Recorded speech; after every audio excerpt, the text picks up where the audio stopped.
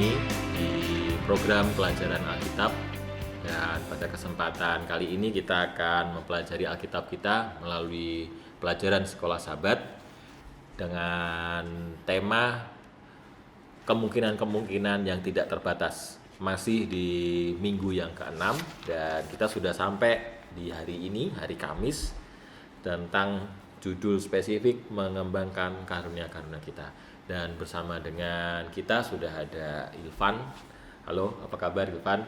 Shalom, luar biasa, puji Tuhan. Oke, jadi kita akan membahas nih Ilvan tentang mengembangkan karunia-karunia kita. Nah, ini langsung aja ya, ini sebenarnya pelajaran hari Kamis ini core-nya, base-nya ini dalam Matius 25 ayat 14 sampai 30. Para penonton juga boleh baca nih dari Alkitabnya nanti di Matius 25 ayat 14 sampai 30. Ini tentang apa nih, Ilvan? Ya, jadi ceritanya kan tentang perumpamaan Tuhan Yesus ketika dia menceritakan tentang seorang hamba yang mau pergi ke luar negeri, lalu meninggalkan talenta kepada hamba-hambanya. Ada yang dapat 5, ada yang dapat 2, ada dan yang dapat 1. Iya. Pokoknya sesuai dengan kapasitasnya lah ceritanya di situ. Oke. Nah, kemudian ada yang ngasih yang dapat 5 itu dia pada prioritasnya, terus akhirnya dia ketika tuannya ini pulang dari luar negeri, dia mengembangkan 5 itu Talentanya. bertambah 5 lagi. Yang 2 pun juga Bertambah sama 2. bertambah 2. Tapi yang Satu ini tidak kurang ajar dia. melakukan apa-apa. Malah diumpetin talentanya karena tahu kelakuan tuannya, katanya kan Iya. tukang malak namanya tuannya, diumpetin terus dikembalikin nih, dia nggak mau tahu, dikembaliin. Akhirnya dikutukilah hamba yang terakhir itu tadi karena dia tidak mengembangkan satu talenta itu.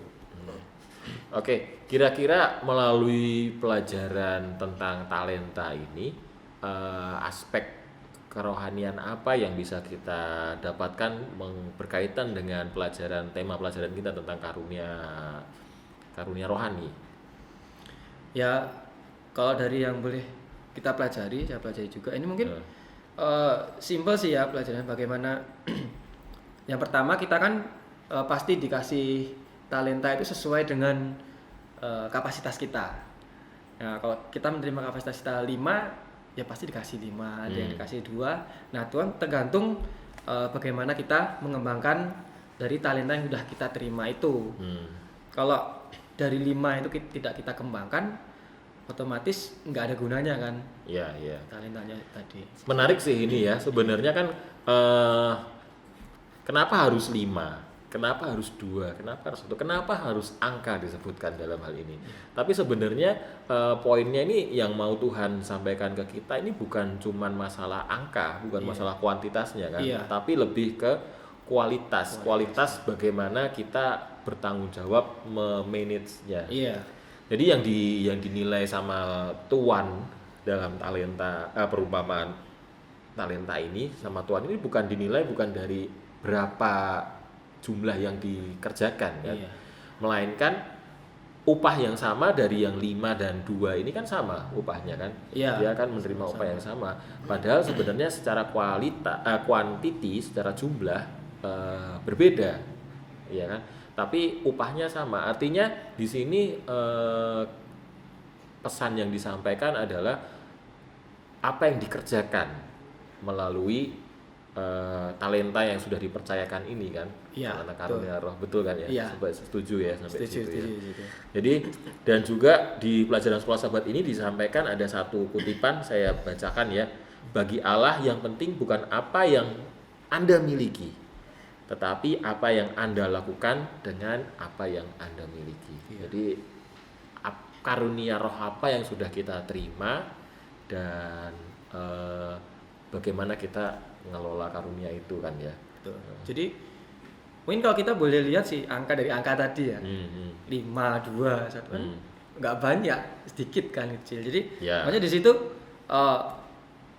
walaupun talenta yang sedikit, kecil, tapi kalau kita boleh mengelolanya dengan properly ya, dengan baik, dengan kita boleh mengembangkannya, otomatis itu menjadi suatu hal yang luar biasa. Pasti akan berlipat. Dan otomatis nanti kalau di pelajaran hari Jumat juga itu akan berguna buat kita sendiri, buat sekitar kita, dan kita boleh diakui juga. Ya bukan diakui akan kehebatannya dalam arti orang ini emang expert di bidang ini, walaupun mungkin kita boleh menggunakan talenta itu untuk pelayanan. Kita nih misalnya contohnya tim komunikasi nih contohnya ya. Ini ya expertnya tim komunikasi di sini talentanya kan. Ya karunianya. Karunianya emang di situ anggota jemaat yang lain melihat ya udah di situ kita bisa bekerja mulai pekerjaan Tuhan di bidang itu. Oke, berarti ini selaras juga dengan kutipan yang lain di pelajaran kita. Jadi ketika kita menggunakan karunia yang Allah telah berikan kepada kita untuk kemuliaan namanya, itu akan meningkat, berkembang dan bertumbuh, ya kan? Jadi kalau kita manage dengan baik, tapi beda dengan si penerima satu talenta hamba ini, dia nggak ngapa-ngapain ya tetap aja jadi satu kan, nggak bertumbuh, nggak ada gunanya, bahkan bisa depresiasi ya. Jadi kayak ini dong ya, kayak yang lagi rame ya sudah beberapa waktu yang lalu sih ada kan itu cerita tentang kamar kos-kosan yang tidak dirawat. Jadi sampai sebenarnya bagus kamar kosannya. Ya kamar kosannya bagus sampai tidak dirawat, akhirnya kamar itu jadi tempat sampah. Jadi penghuninya tuh tidur sama sampah. Kamar kos-kosan ya mengerikan kan, tapi kalau beda dengan kamar atau rumah yang terawat, ya kan, kalau kita merawatnya benar-benar, kita menggunakan apa yang sudah dipercayakan sama kita, rumah atau apapun ya, lalu kita rawat, nah berbeda dengan sesuatu yang tidak kita rawat dengan baik. Begitu juga dengan talenta-talenta kita. Jadi itu mungkin poin utama ya ada di pelajaran hari Kamis ya, bagaimana kita mengembangkan merawat talenta yang sudah Tuhan percayakan kepada kita. Kalau hal ini sih saya rasa semua aspek sih, balik karunia roh ataupun talenta. Kan pelajaran hari hari Selasa kemarin yang episode yang sama saudara Dani. Jadi itu tentang talenta alami dan karunia rohani. Jadi kalau dalam hari Kamis ini kayaknya keduanya masuk, kita harus sama-sama mengembangkan. Talenta pun juga kalau nggak kita asah itu akan jadi tumpul. Ya kan? Kayak mungkin tadi udah dibahas kan, bahas tentang pemain bola aja Messi tadi ya. Iya. Kemarin si Dani juga bahas tentang Messi itu. Bagaimana ya kalau dia lahir ya mungkin dia dilahirkan sebagai memang harus jadi seorang pemain bola. Tapi kalau nggak diasah juga dia nggak bakal tahu peraturan sepak bola, cara tackle yang baik, cara dribbling yang baik. Cuman dia sama bola di kaki udah nempel aja. Cuman tetap harus diasah. Kalau nggak dia nggak bakal jadi pemain bintang. Iya, dia harus di-manage dengan supaya dia ngerti bagaimana untuk dia mengarah ke seorang yang superstar sebagai super atlet. Untuk konteks talenta ya, apalagi kalau nanti di karunia rohani seperti itu. Sangat relate gitu. Iya. Baik, juga untuk pelajaran hari Jumat ya. Jadi saya rindu untuk membacakan satu kutipan dari pelajaran kita. Jadi yang perlu kita ingat juga bahwa karunia roh diberikan untuk kemuliaan Allah. Jadi karunia ini yang kita dapat itu untuk kemuliaan Allah, bukan milik kita, bukan cuma milik kita. Berbeda dengan talenta ya, mungkin talenta bisa jadi kita gunakan untuk keperluan diri. Tapi kalau sudah karunia ini adalah untuk kemuliaan Allah, bukan milik kita lagi. Tuhan memberikan karunia-karunia tersebut untuk meninggikan namanya dan menolong kita menyelesaikan pekerjaannya di bumi. Jadi ini mengingatkan kita, dan melalui pelajaran sahabat ini kami juga mendorong kita semua untuk boleh memelihara karunia-karunia roh yang sudah kita miliki, untuk boleh kita kembangkan untuk menyelesaikan pekerjaan Tuhan di dunia ini. Apa sih pekerjaan Tuhan itu? Ya, kita harus mengenalkan siapa Yesus. Kita mengenalkan kepada dunia bahwa Yesus adalah juru selamat. Mungkin Irfan ada tambahan lagi?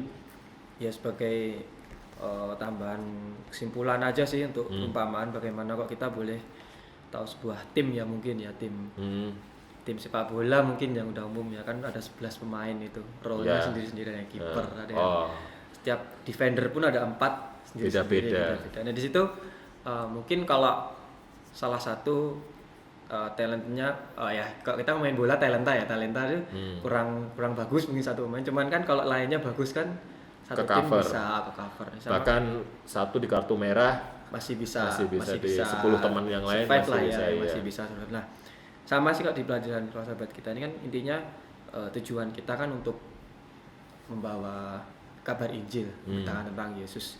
Apapun talenta kita, kemampuan kita, jumlah, kalau kita bisa memainkannya, gampang arti kita boleh mempolesnya tadi di pelajaran hari Kamis dengan baik, dan kita boleh menerimanya, otomatis gol itu akan didapat, golnya kita boleh beritakan Injil otomatis. Dan tentunya ya itu tidak lepas dari pekerjaan. Kalau di sepak bola pelatih mungkin utama, kalau di sini ya tentu Tuhan Yesus, Roh Kudus yang bekerja sebagai juru taktiknya kurang lebih ya, firman Tuhan itu sendiri. Di sepak bola juga ada asisten manajer kan, ada asisten pelatih. Asisten pelatih itu bisa jadi ini pelajaran yang hari apa ya? Masih hari Selasa sih. Kan karena ada karunia khusus. Iya, ada karunia khusus yaitu sebagai pendeta, sebagai nabi. Ya, jadi itu sebagai mentor kita, pelayan-pelayan, untuk memberikan arahan-arahan secara spesifik kepada kita.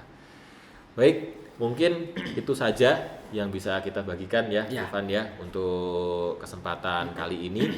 Dan kami mendorong para penonton yang menyaksikan tayangan ini untuk boleh mempelajari Alkitabnya masing-masing melalui buku pelajaran Sekolah Sahabat, untuk boleh memiliki pengalaman pribadi lebih dalam lagi bersama dengan Tuhan dalam mempelajari firman-Nya, teristimewa untuk mempelajari tentang karunia-karunia roh yang diberikan kepada kita, spesifik pelajaran kita selama seminggu ini. Dan kita akan lanjutkan kesimpulan Sekolah Sahabat nanti di tayangan live streaming ibadah Gereja Masehi Advent hari ke-7 Jemaat Ngemingan hari Sabat besok yang akan dimulai jam 9 pagi.